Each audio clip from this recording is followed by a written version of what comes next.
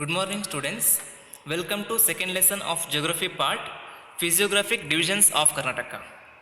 In the previous lesson you studied about introduction of Karnataka, and in this lesson you study features of Karnataka, physical divisions of Karnataka and hills and highest peaks of Karnataka.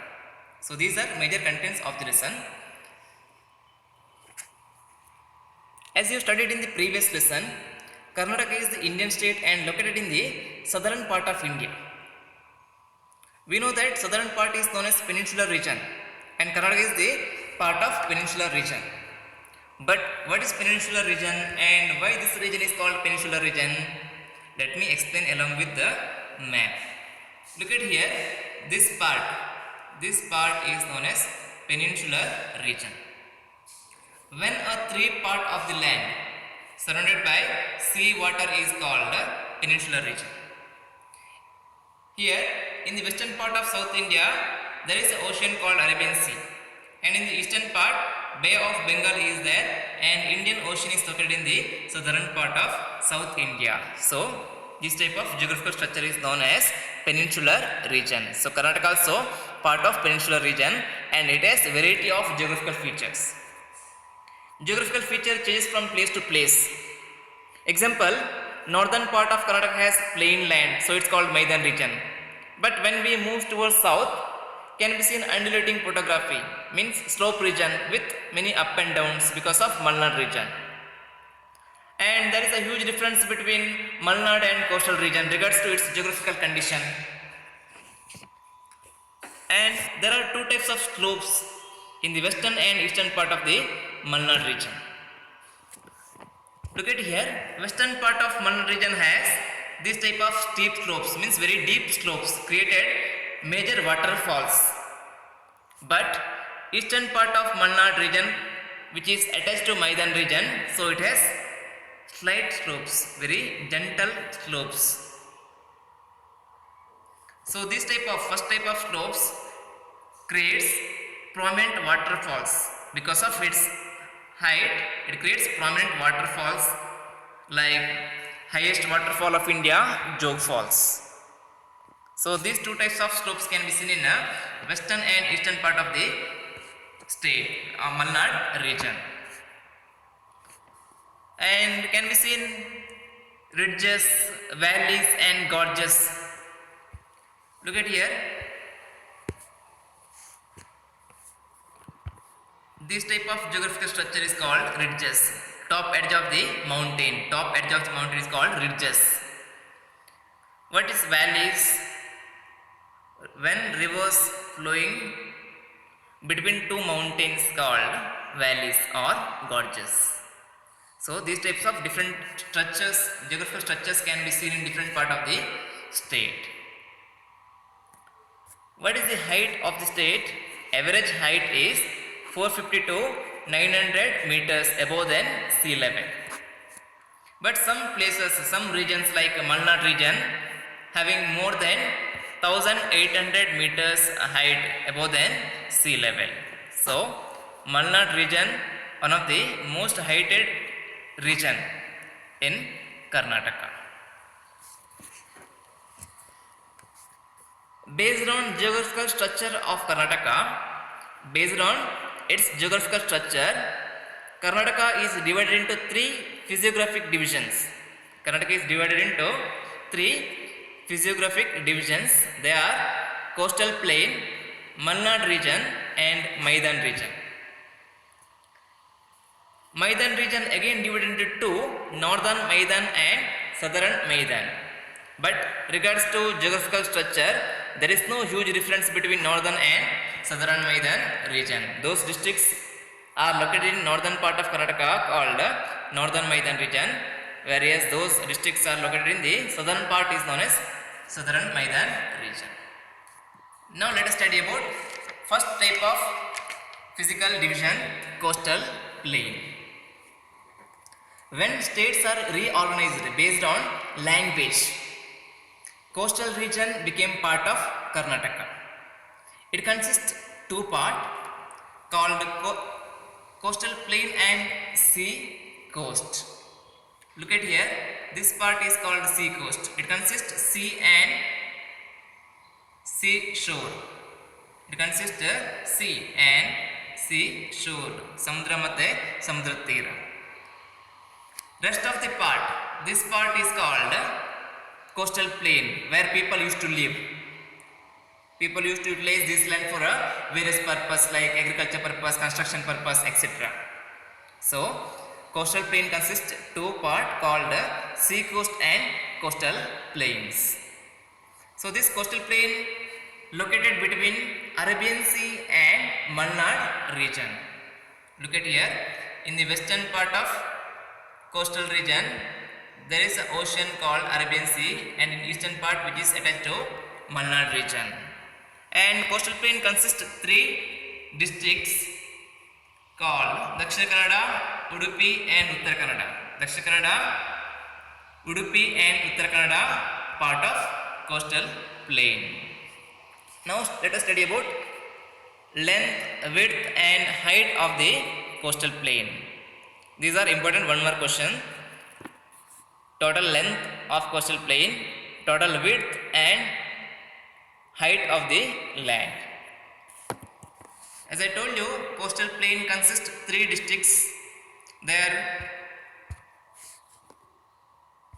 Dakshina Kannada, Udupi and Uttara Kannada. Dakshina Kannada is also known as Mangalore. So total length of this region from Mangalore to Karavar. Karavar is the most northern place of coastal plain.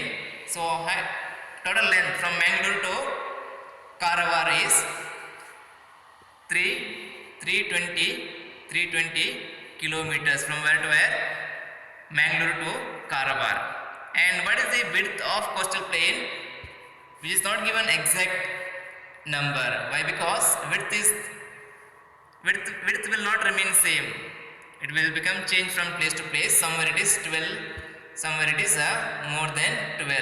See, northern part, when it goes to north, width of the land is increasing, but in south it is very broad. Width is not more in south, but when it goes to north, width of the land is increased. And total height of the land is 200 meters above than sea level. 200 meters above than sea level, height of the land. So this is about length, width and height of coastal region. Coastal plain is also known as Canara and Karnataka coastline. Coastal plain is also known as Canara and one more name is Karnataka coastline. There are many fast flowing rivers passes through coastal plain. These fast flowing rivers takes birth at Malnad region and later flowing towards western part and joining the Arabian Sea. Before joining Arabian Sea, those rivers are passing through coastal region and creates a sea erosion and estuaries, but there are no deltas in this region. Let me explain what is estuaries and sea erosion. Look at here, these are fast flowing rivers. When it join sea, along with water it carry sand, so this is called sea erosion.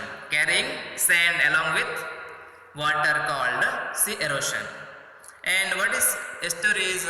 Look at here, same rivers when join sea, it creates this type of structure is called estuaries. Mouth of the river is called estuaries, but it will not create deltas. Why? Because as I told you, these rivers are very fast flowing rivers, so directly it will join sea. On the way it will not create this type of structures like called deltas. These are called deltas, means these are distribution of soil. Rivers will carry soil along with water, so this structure is called deltas, but west flowing rivers will not create deltas. Why? Because those are fast flowing rivers directly join the sea. In between it will not create deltas. There are number of ports in the coastal region. What is ports? Port is a place where boats come and go, and two types of ports are there. First one is called trading ports.